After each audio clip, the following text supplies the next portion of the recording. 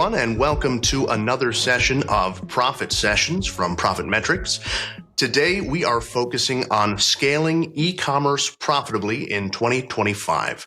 And I'm just going to take a second to have us all introduce ourselves here. My name is Sam Kellett, and I am head of marketing at ProfitMetrics. I will be your moderator today.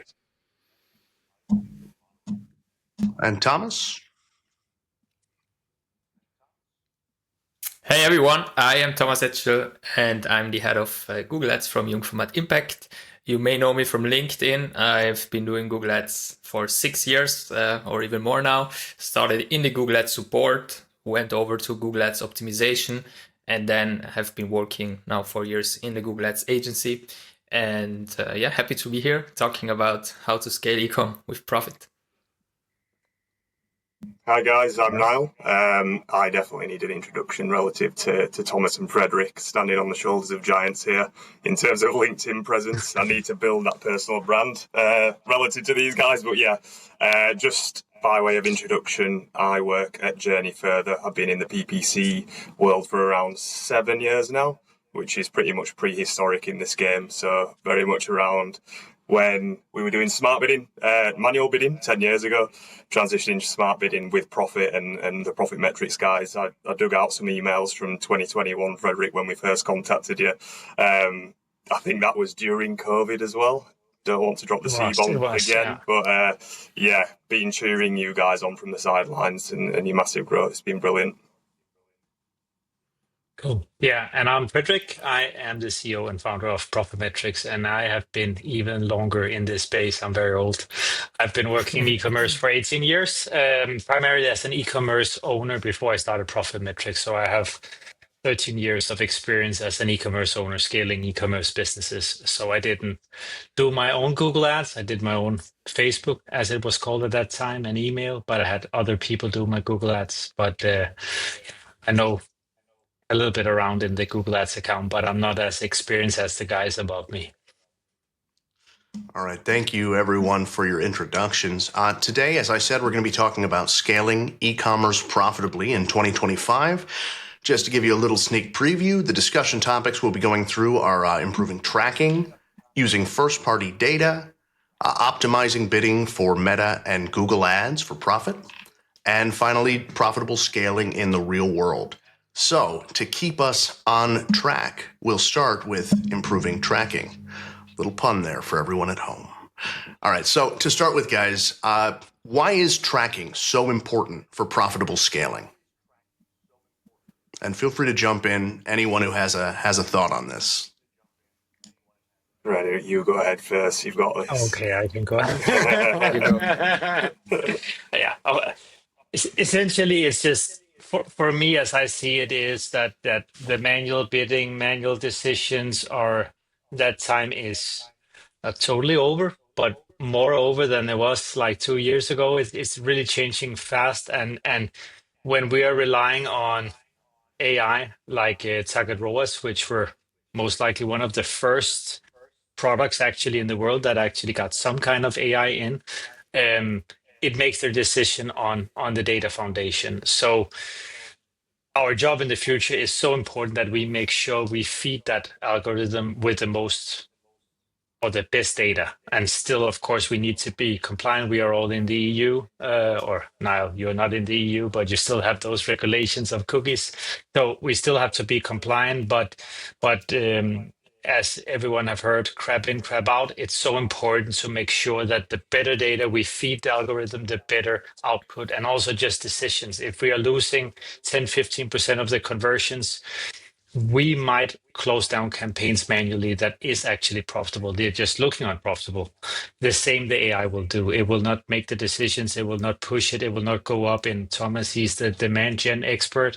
So when we go up in top funnel, if that conversion data is only very low in the funnel, those campaign types will not get the view in that they are actually being credited any conversion data, and then they will not scale. They will not use any ad spend. So it's just, it's what everything works upon. It's the tracking, it's the data foundation. Yeah, I agree here. Yeah, exactly. I also want to say exactly, you can't optimize really if you can't measure. So I think a good portion of a Google Ads specialist's work is to optimize campaigns, and you optimize normally based on profitability or revenue, whatever. But obviously, if you don't track, then your campaigns are blind, and you don't know how to optimize, how to scale those campaigns. So I think that's really important that you track. I think that's the whole core of a Google Ads setup, and it's very important to do that. Yeah. Yeah, I think PPCers now who have been in the game for a while, when they were doing manual bidding back in the day, they've got a massive advantage because they know exactly what smart bidding's doing. It's a very linear mechanism. Like back in the day, we'd just take a big bulk keyword download for the last 30 days and set a bid for each keyword, aligned to the revenue per click being delivered, aligned to the targets that we want to deliver. Like back in the day, you needed to know the core North Star objective of your clients, your core KPIs. Like you really needed to know that because you were doing it manually in a sheet within Eccel. Like a lot of PPCers are nerds in Eccel because that's where we lived for 10 years before smart bidding. And I think transitioning from that to the automated bidding solutions, I think a lot of advertisers have forgotten that actually this algorithm is just doing what humans did 10 years ago, like inputs, outputs, aligned to the business objective.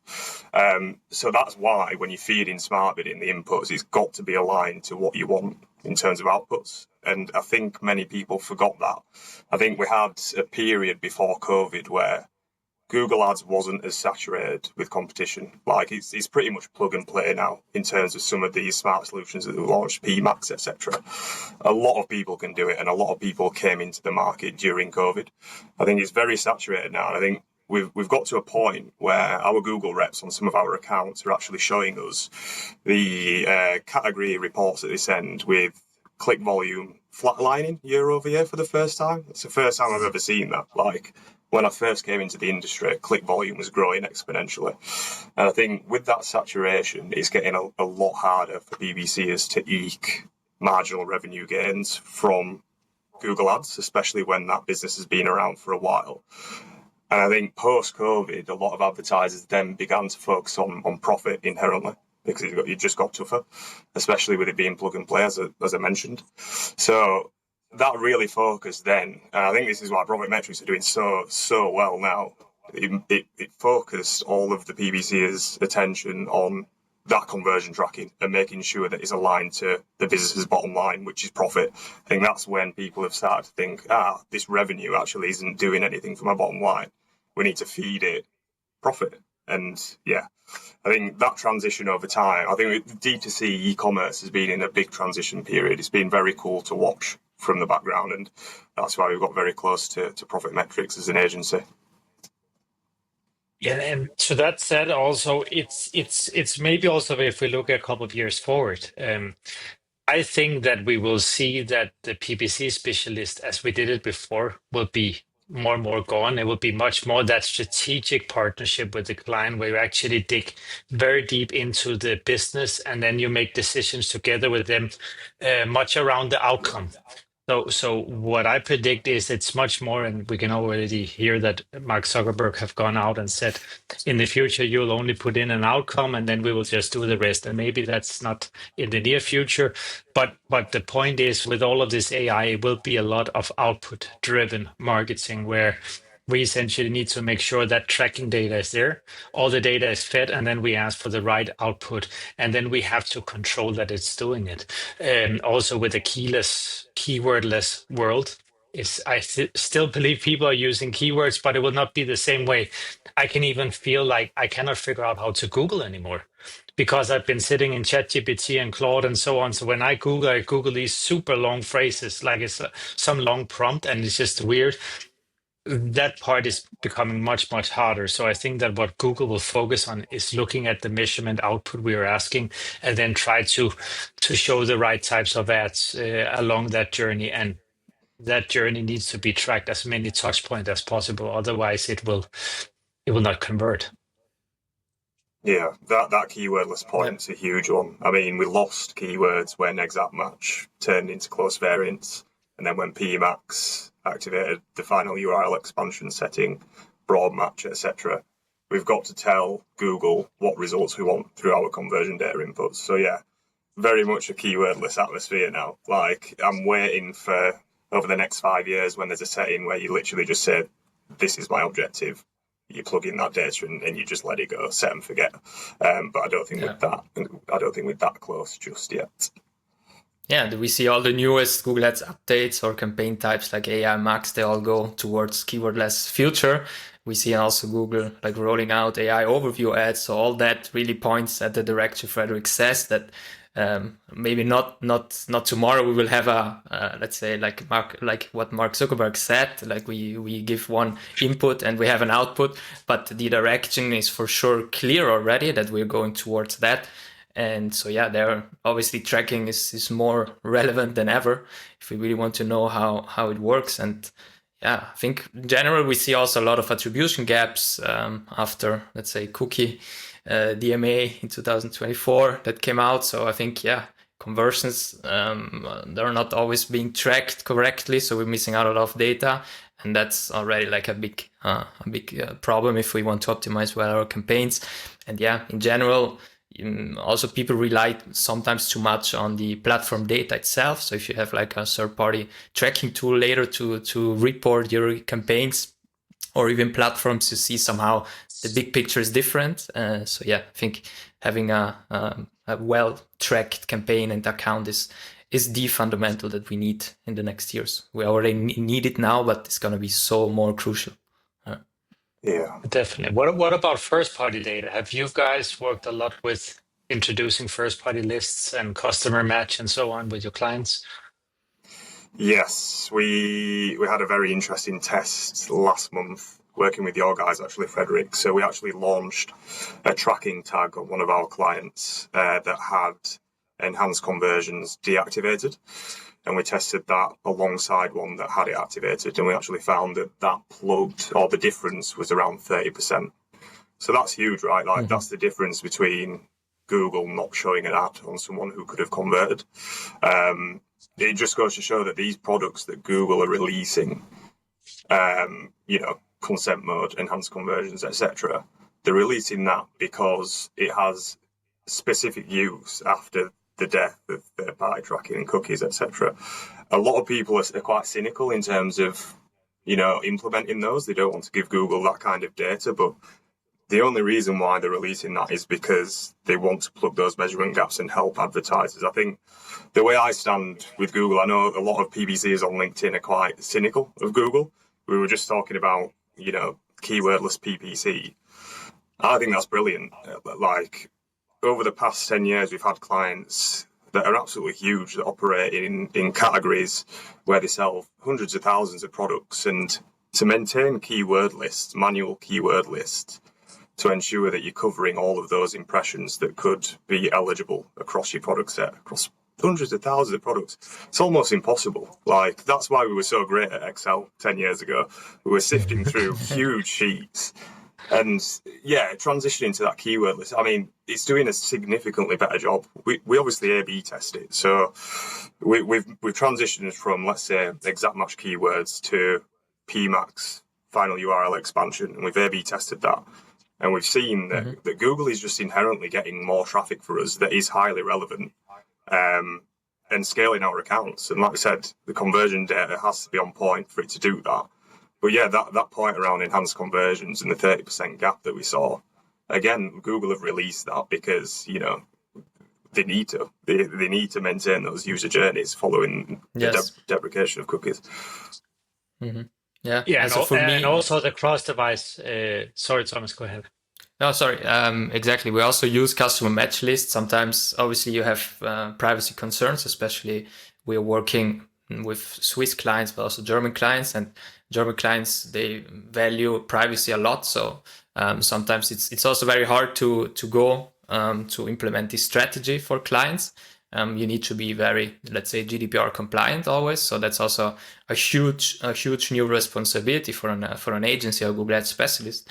But obviously, when you are able to leverage those customer match lists, then you have a huge advantage, a really huge advantage, because I think they really work great with the algorithm together. The smart bidding gets way better. You can really see an uplift if you have a correct customer match list. Obviously, customer match list and a customer match is not the same. You have to make them always up to date. You have to have clear data. So that's also another small work inside customer match list when you leverage those new strategies.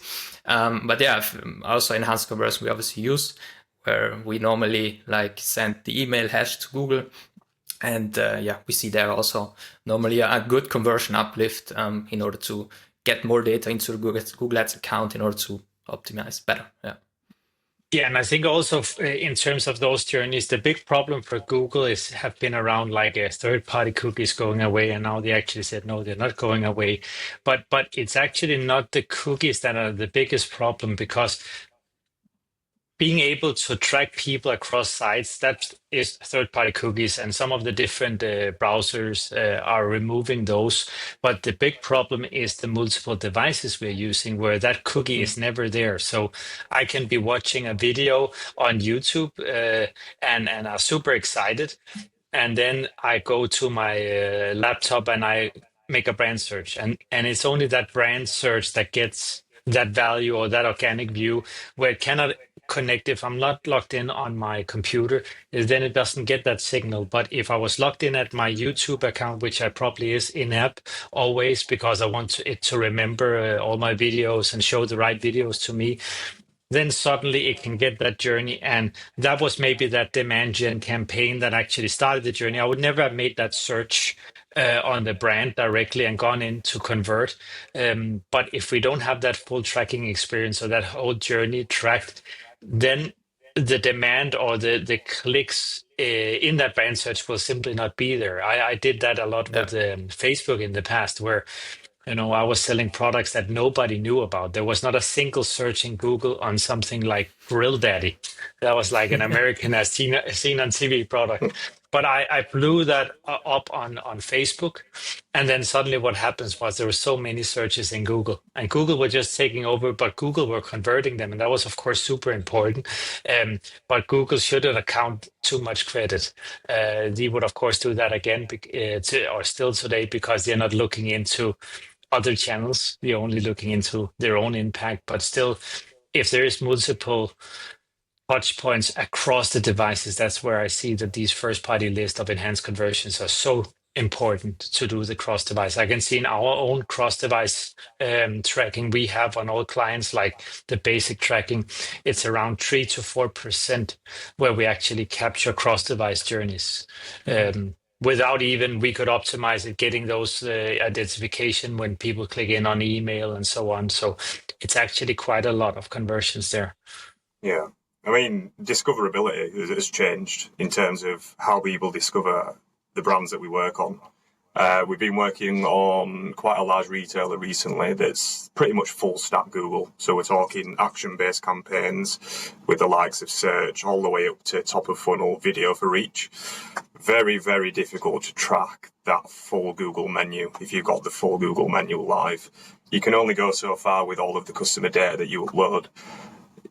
Try and get all of that in the account to make sure that your platform's tracking all of that, and then you can triangulate with anything else. Thomas, you mentioned earlier, third-party attribution providers. Either use those or just use MER. I know obviously ProfitMetrics, you have a great view on total MER contribution margin. Triangulate with different data points. Just make sure that in platform you're doing everything you can, enhance conversions, consent modes, etc. Because if you're running that full Google stack, it's going to get very, very difficult to prove the value, especially for a video for each campaign, for example. Yeah. Right. Yeah, and that's actually something we recently implemented in ProfitMetrics, and a data scientist will probably say this is not significant enough. But I still believe that, let's say you're starting demand gen campaigns or YouTube campaigns, top funnel, you've never done that before. Can you actually see a lift in contribution margin, orders, or new customers coming in on the backend numbers? That's a pretty good indicator that what you're trying to achieve is actually outputs in the backend, even though it doesn't tell you which YouTube campaign you're doing it. But if everything is pretty equal and static, then you are able to look at those outputs like contribution margin or new customers or whatever it is, revenue, sales volume. I think we need to go that route because, then you're looking at Germany that have like 40 to 50% opt-out rate of the cookies. And it's pretty hard there. And Google have a huge problem. I was at a roundtable at GML where Google said we cannot do it if they're on iOS devices. We cannot determine if it's a new or existing customer. Because they only have the G braid or V braid, which actually removes the user identifier. They only have the campaign. So there they cannot determine it. And there is quite a lot of iOS devices out there, and quite a lot of the top funnel traffic is coming from those devices. So it's a huge problem. Even with the customer match list, they cannot match them around because they're not allowed to do it. And I also think like now if you run like more top or mid-funnel campaigns, let's say mid-funnel demand gen, I think Google Ads specialists, they also should get more access to backend data from clients, because what I or my team and what we do a lot is now we just look at the marketing efficiency ratio also next to our Google Ads metrics, because what we see happens now a lot. We start a demand gen campaign. Let's say we put €300 daily budget, for example, and then the first 5 weeks, for example, the demand gen doesn't get really a lot of conversions. You can see them in the assisted conversion. If you go to the conversion report, there it pops up because Google has been working a lot on this new feature. But what we do is really we go to the backend data and we try to find.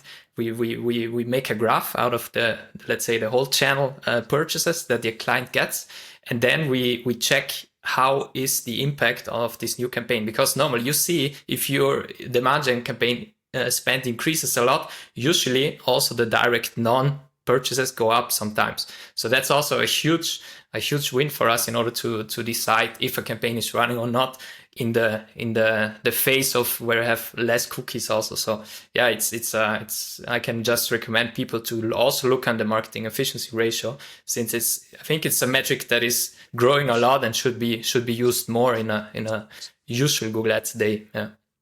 Yeah, we've been doing the same and using alongside that geo holdout tests. It's very old school, but simply monitor the activity, the awareness activity that you're doing, let's say in London, where I'm based now, against another region and compare it. It's like the most basic form.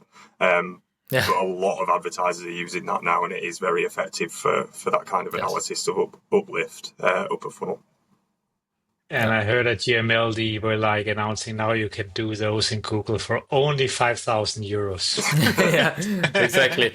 So that like for everyone. No, but there is nothing better than incrementality testing. The problem is just in practice, it's really hard for many to do it. And the thing is, if you do it now, is it the same 2 months from now? You have to keep on doing it. And of course, that's the best possible attribution you have, because then you can actually say, I have this ROAS or this POAS inside Google, and this is actually the incremental ROAS I have from it. But it's just, in practice, it's just not every advertiser who can actually afford doing it or actually have the time with a consultant to do it, because I could assume now you're not doing it on every single client. It's maybe some of the bigger ones that have enough time to be used by a consultant like you.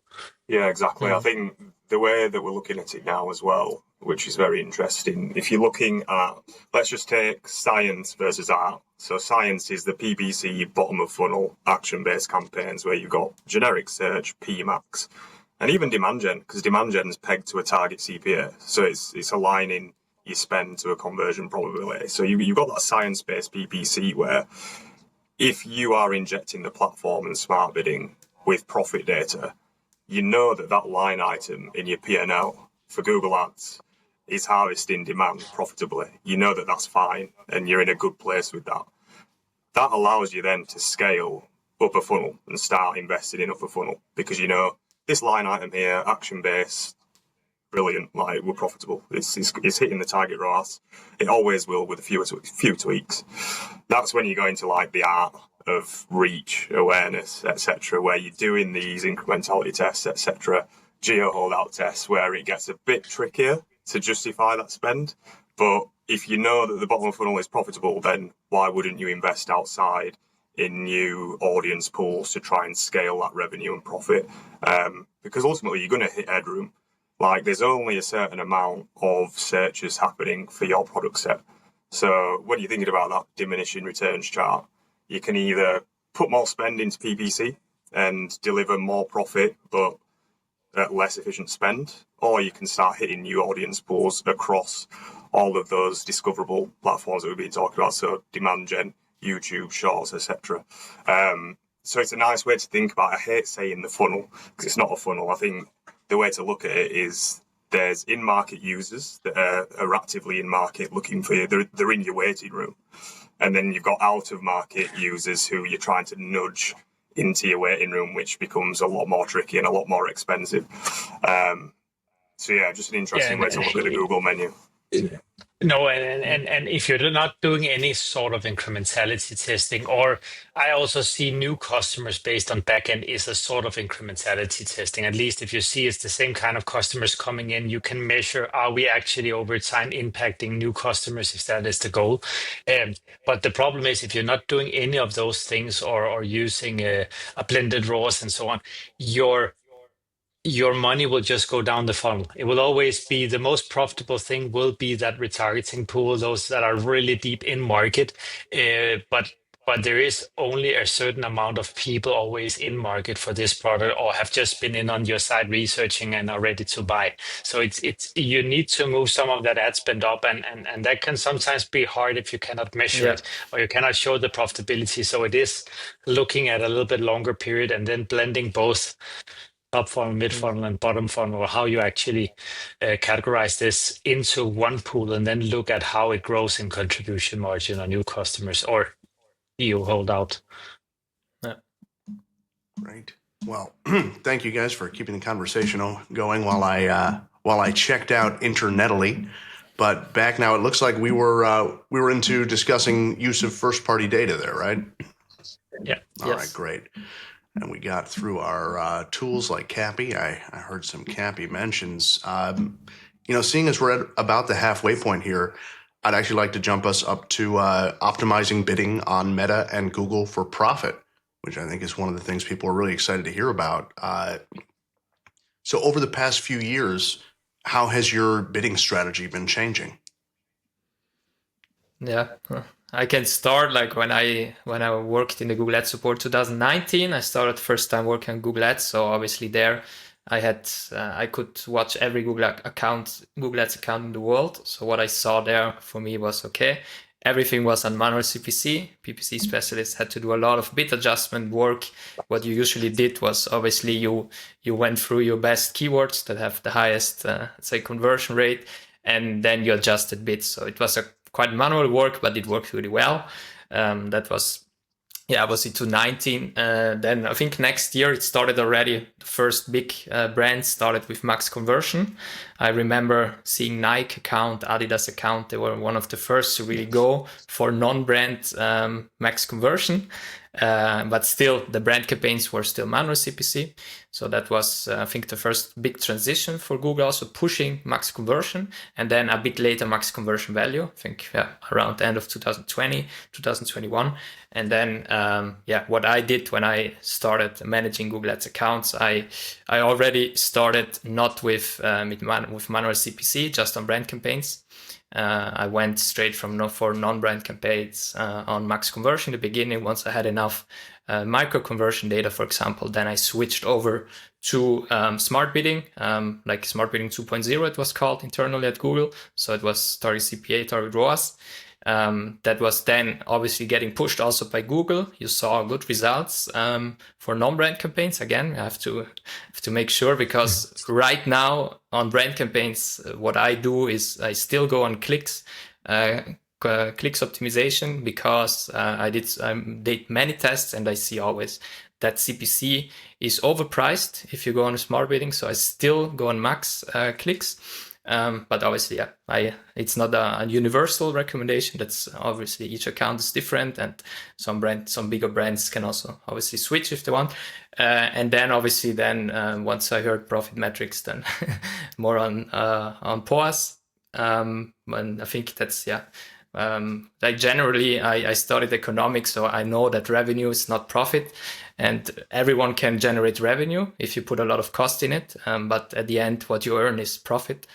And so, yeah, both my parents have businesses. They always told me, you should never ask the revenue of a company, always the profit, because that's what sticks in your hands later. So yeah, so I know that it's, I think, a good strategy to use.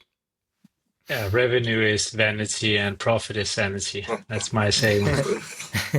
I learned that the hard way. But it is funny that the way people explain, I even do that myself. How many people are you? That's like the size of the company. Or in e-commerce, it's like the revenue. We're doing this much revenue, but nobody is talking about how much profit you're doing. And that comes back to the whole return on ad spend, which is the total right KPI. So max conversion value with the return on ad spend on, that is the right way to do it. The problem is just people put in the revenue, and then it's definitely not the same. So if you were doing like lead gen or something like that, it's it's totally fine. Or you have one or two products with the same margin, then that value is actually profit or return. But yeah, in e-commerce, it's I know we have some cases, Nyall, where we have worked together where definitely it's not the same. Yeah, and I mean, just going back to Thomas's point around brand and non-brand, I've seen a lot recently of Google trying to force all traffic into one campaign, and I'd definitely say to BBC is try and keep brand and non-brand split out, because otherwise, how are you going to have the levers to push and pull incrementality? So if one of your clients says let's spend more, you don't want to be placing it more into brand that's less incremental. So it's definitely a huge point. I've had it recently where reps have said we'd get more out of PMax if we included brand terms in there. I just do everything possible to keep it out of there. And then you know that your non-brand campaigns, if you're injecting profit into the account, you know that you're going to push or have the flex levers directly on profit. You're going to achieve more marginal revenue, marginal profit from non-brand, not by pushing a brand ad further up the serve. Yeah. Yeah, and I think keeping alive a company. Sorry. Go ahead, Thomas. Keeping alive a company is to acquire new customers. Like, for example, if I have a subscription model company, there is always a percentage of clients that cancel, because we like to cancel subscriptions somehow. I think it happens to everyone. But in order to keep companies alive, you always need to acquire new customer acquisition. You have to acquire new customers to put them in your funnel in order to reduce, to keep the chunk of the people that cancel higher. So I think if you put brand in your PMax, you just spend more on obviously on existing customers that already know you, so you don't need to put money on them, because first they know you, and second, the PMax is made for getting more conversions, but it's made for people that they don't know you, because they should go on non-brand campaign. So yeah, as you said, Nyall, obviously put them out, exclude them always, because obviously it looks better in the Google Ads account, no doubt, but who needs that? No one. So at the end, yeah, it's always important. But it is actually going down to that bottom funnel again, that if you don't if you just want to increase your short-term profitability, then you just go bottom funnel or at least go down. And the problem is just at a certain point, there is no more in that retargeting pool. People have purchased, or they have it as a subscription, they have churned.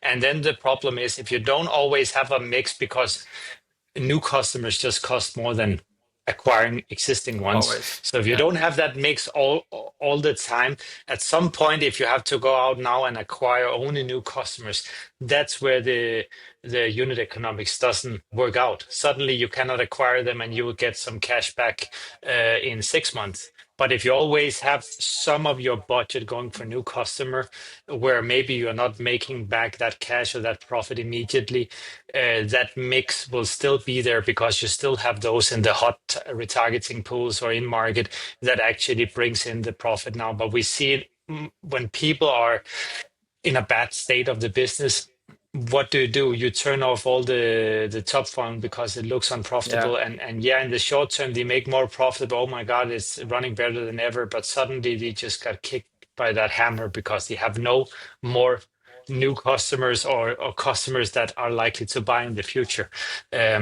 We did that actually also with brand. We cut 80% of our own. We're not using a huge budget in ProfitMetrics, but we cut 80% of our ad spend simply from going away with our brand campaigns from T-ROAS. And we had the same impression share and click share. Nothing changed because we just didn't really think about our own campaigns and just had them running for a long time where we suddenly saw, okay, this is becoming very expensive, those clicks.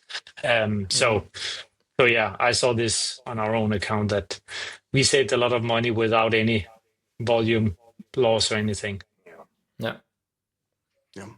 I mean, I feel like I'm seeing some trends between this and the tracking discussion about while we have these new smart campaigns, we have PMAX, we have new ways of gathering our tracking information. It's still important to not just set it and forget it. You still have to be monitoring this. You still have to be going into the individual things and making sure it's working for you. We were also talking here about how important it is to include profit in your calculations. Profit is really the key thing. With that in mind, what are some of the ways you can direct the algorithms to optimize for profit over revenue? The really interesting one, going back to your question before, Frederik, as well, the actual transition from revenue to profit within Google Ads, switching from primary on revenue, switching it back to secondary, switching to primary on profit, that transition period, we've done it with a few clients now where we work with you guys. It's a very interesting period in terms of testing, like pre and post. We have clients come to us who say, this is our new North Star objective, is profit. We need to inject that data into the account.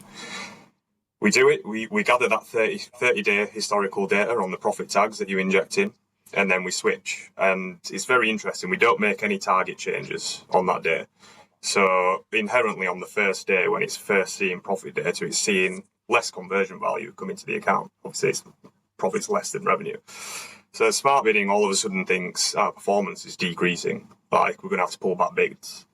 And then that transition period over the next 30 days is just us lowering the target ROAS to reflect the change in objective, which is really interesting because you start to see, if you've got good reporting set up, you start seeing your weekly reporting, the changes in metrics that you wouldn't otherwise expect. So one of our clients said, our conversion rate's declining. This is terrible. We need to switch back. But we're like, that's not the KPI that we should be looking at. We should be looking at profit per click and what's happening there. So what we saw was, in terms of the product mix change, we were placing product listing ads of products that had a lower conversion rate inherently, but a higher AOV and therefore a higher profit margin.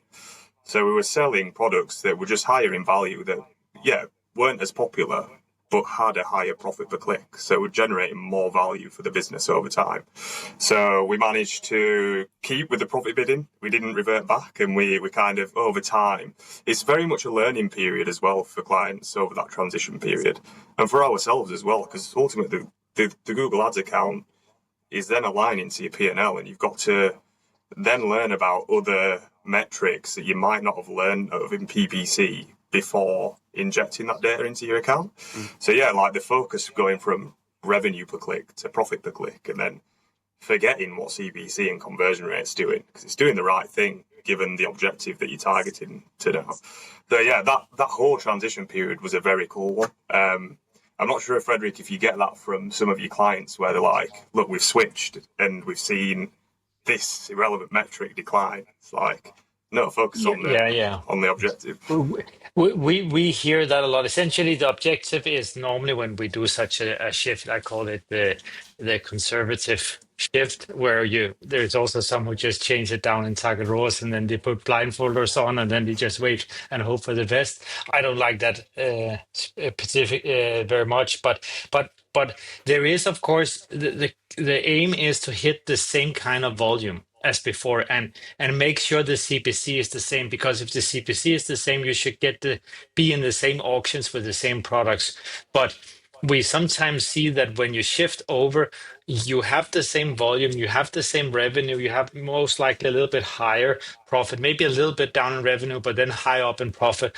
But there is some products that are not getting the volume anymore because that volume is changing from some products to other products. So you're still overall having the same when you have shifted, but suddenly saying, hey, these products are not selling anymore. No, but you had 10% margin and you would never be able to be profitable on these product combination or these order combinations coming out of them. You are not able to. So if you still want to sell them because of some reason, maybe they are getting some kind of kickback or commission back and getting some advertising fees from the suppliers. If that is the case, maybe do it, or maybe they have an overstock, they need to get rid of them.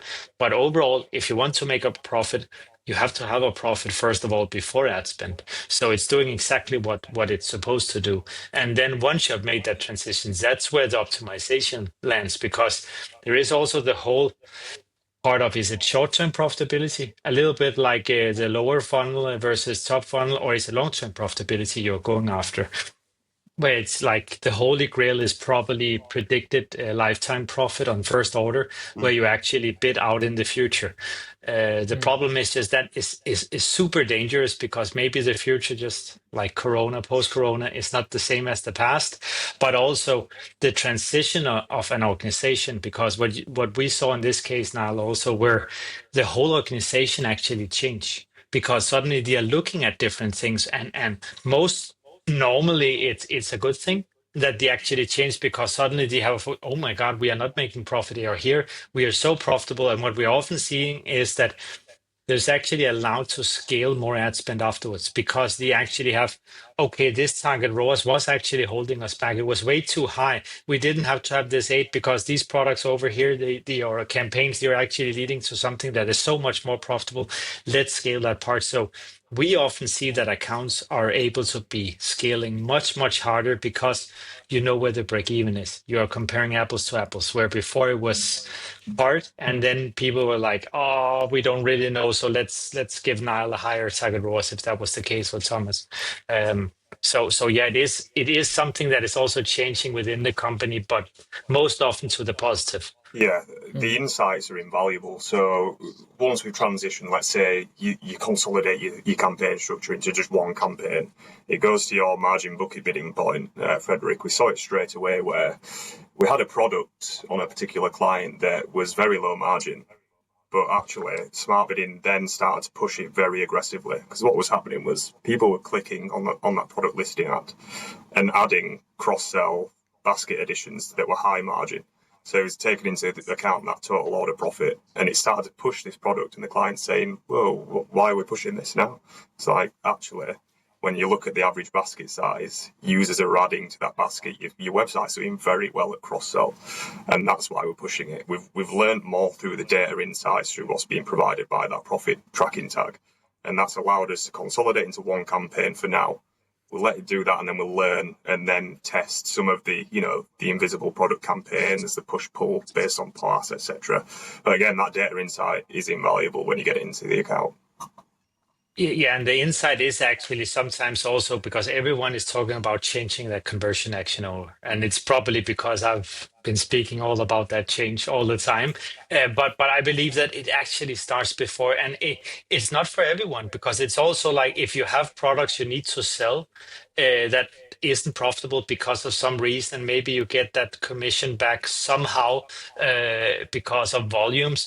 Maybe that campaign or those type of products is not perfect for profit bidding, but I believe as soon as you have the insights, that is where you can actually say, hey, this target ROAS was too high. We are much more profitable on the orders being attributed from these clicks. We can actually decrease it because we can see it's actually out of budget. We can use more budget, or the opposite way around. Hey, we thought we were selling, like in my past story was, I thought I was selling really high profitable products, and people were clicking in, and I got a lot of revenue there and thought the target ROAS was great, but people were not buying only that product. They were buying really low margin products that had a high revenue. But that insight you get immediately after 2 or 3 weeks, you have that, and just making those decisions, and maybe just Start by removing the crap. Sometimes it's actually the crap that takes away, and then you can push the really good stuff.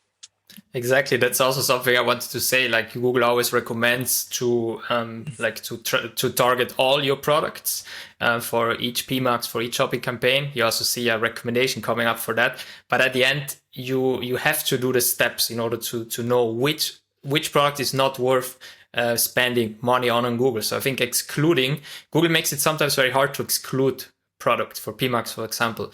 You can do it in a hard way, let's say with the Google Ads editor, but it's not that easy to go and exclude really products. If you have, let's say, 500,000 products and you want to exclude the least 5,000 because they're really not profitable or Google spends too much money, you need to have the courage to go in your Google Ads account and make this transition, start excluding, because that also gives signals to the conversion bidding algorithm in Google Ads.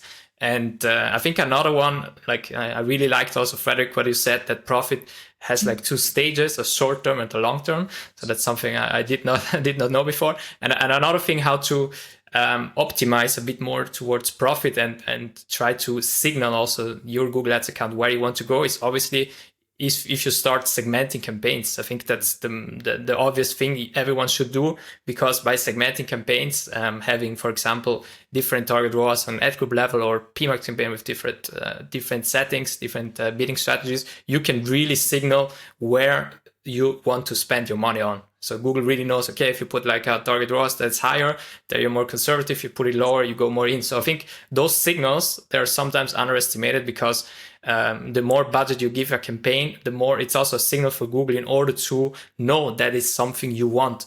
And it's not always in the data, but also sometimes just in the setting itself. And also with segmenting, it has become very popular in e-commerce. But the point is essentially we want to train Google's algorithm to focus on the right things, just like zombie campaigns that have been very popular and many things. Okay, it's great, we get some clicks now. We force Google to actually spend on these products, but we have to also think about what is it actually target ROAS is. Target ROAS, if we're asking 5 in ROAS, and one product with 100 spent hits 7, and another product only hits 3 with 100 spent, Google have given us exactly what we asked for. And it takes that average out through the whole look back window. And as long as that look back window is hitting the average, it's okay. So it's actually allowing to spend on unprofitable products because something is dragging up. The same happens with the new products we introduce. If there's already products in that PMAX campaign that have a lot of data, it's a gamble for Google. If Google needs to hit the target ROAS in average, using too much spend on new products is a gamble, because it doesn't know the conversion rate. It doesn't know the conversion value before it has actually spent. So that's the ways we can actually try to separate really high target ROAS away or POAS from the low ones, and then actually force Google to take the unprofitable products. If it doesn't have really high ROAS products, what often happens is it starts, just like the transition, actually make lower and lower bids on it, because we maybe don't want to exclude that product. We just don't want 10 conversions that is unprofitable. Maybe we only want 6 that are profitable. So by segmenting them into 2 campaigns, then actually we will teach Google, hey, we still need to hit that 5, so you need to decrease the bid to get that 5. And then suddenly we have actually helped the algorithm to transform an unprofitable product to something profitable. So I think segmenting is also a sort of signal of helping algorithms where they don't know what the business actually want. My next question was going to be, how important is product segmentation? And from this discussion, my sense is very important. It's very important. Do product segmentation because of a lot of the things you were just saying there, Frederik. I mean, if you're not segmenting out your new products, they might get ignored because the algorithm doesn't know enough about them. If you're not separating the difference between high and low ROAS products, it's just going to get averaged by Google. So since we know it is important, let me just ask then, what are some of the best ways to go about finding the right products that you want to put into segments and then actually segmenting them for PMAX campaigns?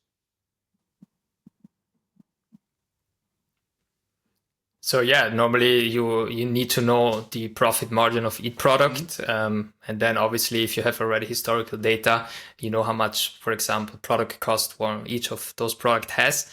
But yeah, a general rule is always the more profitable a product is, and if it has search volume, if Google PMax or Google Shopping campaign really pushes it, then I think that's always the best product to go for. So yeah, just by filtering out, by filtering and sorting a product with the highest profitability, they should go together in, for example, a high margin campaign. That campaign can run obviously on a target ROAS that is lower to order to be pushed. And not to be limited by budget. You should also obviously check search impression shares by budget or rank in order to see if this campaign is really limited or not, or if it still has room in order to get pushed by Google, because there you have to think, if it get pushed, then it's obviously for every dollar you spend or every euro you spend, you get more profitability. So I think that's the healthiest you can get. And then obviously you can sort the rest by mid margin and low funnel and low margin campaigns. And then you have, for example, like let's say a starter POAS setup for ecom. You can obviously have way other strategies. There are so many. Let's think about, I don't know, zombie campaigns where you want to push products that are not getting pushed on a normal target ROAS, but you know that they have a high profitability and the opportunity cost is too high in order to let them rot in your account. So you can go, for example, on a zombie campaign, put all those little impression products together that have a high revenue, a high profitability, and then start pushing them with a lower target ROAS in order to go out to the market and present them and give them another chance in order to lower your opportunity cost. So yeah, there are, I think, a lot of strategies around. That's but yeah, those were the two first one that I have in mind. Yeah. So isolating the different products based on their attributes and then setting bids and budgets that are going to be most beneficial for that particular set. You can also do it for long-term profitability. It's a little bit harder, but essentially in most stores, there is these entry products. If you really went in and segmented your products based on the customers and who is actually coming by, I was selling supplements. And in the supplement industry, it's often some key products people are buying now. It was like a special protein powder, and that protein powder have a lot of competition. So when people actually find the one that are cheapest with a good delivery time and so on, often they stick to that side. That's where I saw my loyalty with customers. They stuck with me on the products where they were, used to buying them a lot of different places. And then all of the vitamins, they took that with it, all the shakers, all the gym clothes and so on. And they didn't look so much at the price there. So these products was actually super sticky. There was a huge amount of volume in the market for them because it was known brands. And if I could win those auctions, I got people in. And that was actually the ones that gave the best customers, most profitable customers over time. So there is also ways of maybe leveraging more long-term profitability where if you only come in and buy that protein powder, maybe you don't make a lot, but you know that people are in a big percentage coming back and buying more, or maybe they are actually already buying more in that first basket. And if you know that, you can also bid more aggressively. So there was ways also to push in for the future profitability. Yeah. So you calculate like let's say the customer lifetime value somehow inside the metrics. Yeah.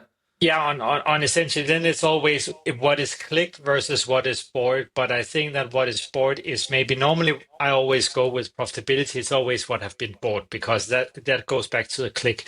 But in those cases where it's the entry products like this, people usually click and buy the same thing and then they maybe buy more. So there you can actually look at the first order. If you segment all your customers, who is the best customers, like 20% best customers, what do they have in that first order? Most of them. That's a very simple way to do it. And most CRM systems, you can export those orders and customers, and then you can use some AI, ChatGPT to do it. Or maybe you can do it in Eccel or something like that if you don't have ProfitMetrics on. Yeah, that's when if you're selling the same product as other resellers, if your website's doing a good job at that cross-sell and profitable cross-sell as well, that's when those resellers are thinking, how are they bidding this high for this product? It's like, you can bid that high if you're getting that cross-selling because the profit per click's higher. They'll probably be looking at their Oxford Insights reports and thinking, what are these guys doing? But they're just nailing those fundamentals in terms of profit bidding and knowing that the average basket size could be larger because they've got that cross-sell in place on the website. So that also goes into a bit of CRO, a bit of web experience as well. Yes. And that gives you those insights if you're in an agency to give that to your CX department, or if you're a freelancer to suggest to the client, look, you need to do this to the website and the landing page. And it actually goes back to that conversation of getting the whole organization in, because maybe the entry point is to start bidding for profit, but that's suddenly where when profit comes in, there will be a bigger focus on the contribution margin, where overall everyone wants to look at the net profit, but many parts of the departments, including the agency, which is either internally or externally, cannot really do much about the fixed expense like salaries, warehouses, and so on. But the contribution margin, if everyone is looking at that as a North Star, the marketing specialist can impact that in a positive way. The conversion rate optimization will make more customers buy for the same traffic. The purchasing department will maybe take those 4% of the products that are super sensitive on price and see what can we do. Can we buy larger in because we know they are entry price? We know we'll push them hard in the Google. Can we get something there, or can we do something with the shipping carrier?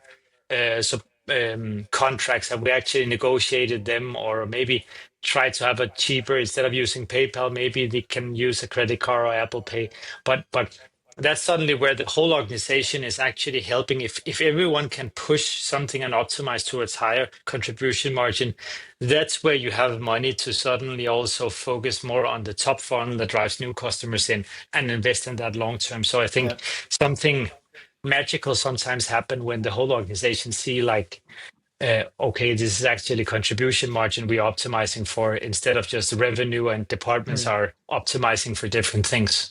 Yeah, it goes back to that change in the role of a PPCer over time. Like, we've gone from manual adjustments, loads of tweaks to the levers, using different campaign types to try and unlevel that playing field. But the real way you're going to unlevel that playing field now, as you just said, Frederik, is getting that data insight, telling your other teams what to do based on, like you said, maybe we can arrange a better deal on, the variable cost that's coming through on the products, etc., from shipping, etc. So, just getting that data into the account it's massive in terms of a change in an account, because you can then feed it into every other stakeholder, not just the client, but if you're in an agency, if you've got a full stack service of teams, like, we need to do this.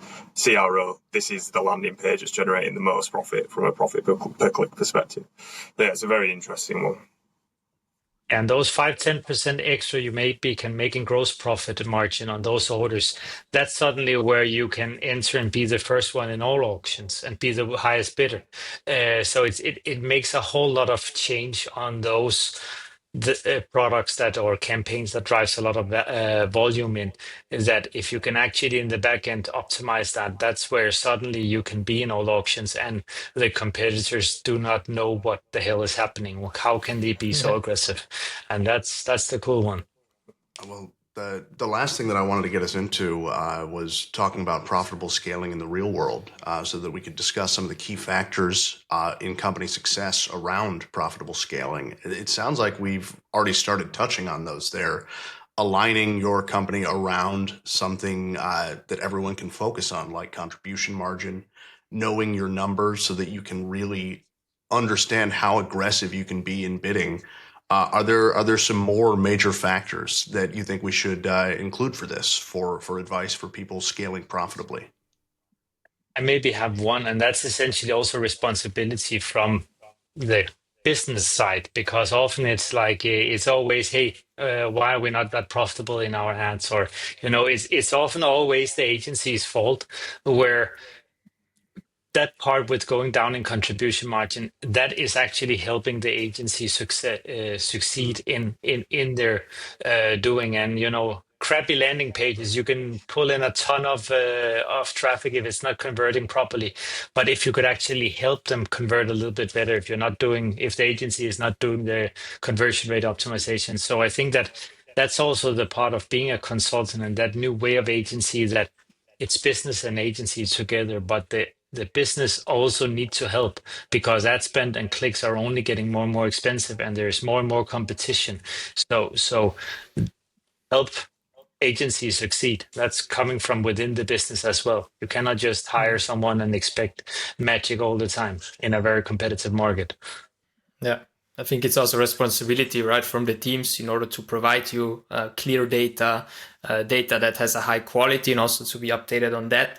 I think, yeah, it comes back again, feeding the right signals to the algorithm. I think that makes also a big difference. And I think it's also, like, in general, profitability is also a bit like a cross-department thing. For example, if you need the procurement team can also do its part in order to purchase products on a lower rate, right? If they do, let's say, higher quantity purchases, they get like a discount. If they can pay ahead, then they maybe get a 2% cash discount. So also those factors are part of it. And I see it more as a whole cross-department way, and not just the Google Ads specialist that has to do the magic there, as Frederik says. Yeah. So bringing the whole company together, understanding how each part works in conjunction with the others, and making sure that you focus on the little things and not just allow for the algorithm to take care of everything on its own. I think that just about wraps up all of the main topics. Gentlemen, was there any final words that you would like to say wrapping up our discussion here? If not, I can say them. I just said them. Those are some final words. All right. No, I really appreciate everyone here taking the time. I hope everyone watching enjoyed this second ProfitMetrics Roundtable, scaling profitably in 2025. And if you have any questions or anything, please just leave them in the comments below, and our panelists will be taking a look and can help you out with any concerns that you have. Until next time, Thomas, Nyall, Frederik, thank you guys so much for joining. Thanks a lot. Thank you, guys. Guys. Yes. Bye-bye.